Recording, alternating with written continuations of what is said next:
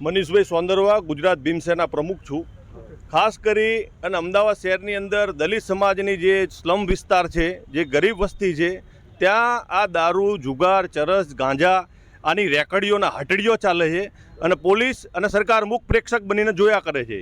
આ 40 વર્ષની બહેનનું ગળું દબાઈને એક નશાના હાલતમાં એક વ્યક્તિએ એના જ પતિએ એને મારી નાખી।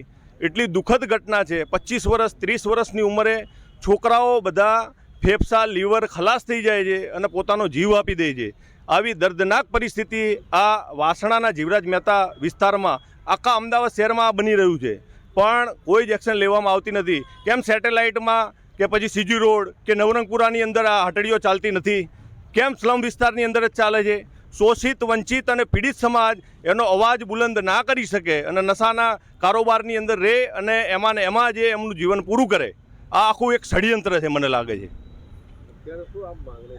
માંગણી એ કરીએ છીએ કે જ્યાં જ્યાં આ નશાના કારોબારી હોય અને જે નશાકારક વસ્તુઓ વેચાતી હોય એની તાત્કાલિક ધરપકડ કરવામાં આવે અને જ્યાં ત્યાં સ્લમ વિસ્તારની અંદર આ બહેનો છે ને નાની ઉંમરે 20-20, 25-25 વર્ષે વિધવા થાય છે, આવતા સમયની અંદર ખૂબ ગંભીર પરિસ્થિતિ અમને દેખાઈ રહી છે। એટલે વહેલી તકે પોલીસ એક્શનમાં આવે અને અમદાવાદ કમિશનરને અને ગુજરાતના મુખ્યમંત્રીને પણ કહું છું કે આનું સંજ્ઞાન લઈને તાત્કાલિક અમદાવાદ શહેર આખાની અંદર, અમદાવાદ જિલ્લાની અંદર જ્યાં પણ આ અનૈતિક પ્રવૃત્તિઓ ચાલતી હોય તેની તાત્કાલિક અસરથી કામગીરી કરવામાં આવે।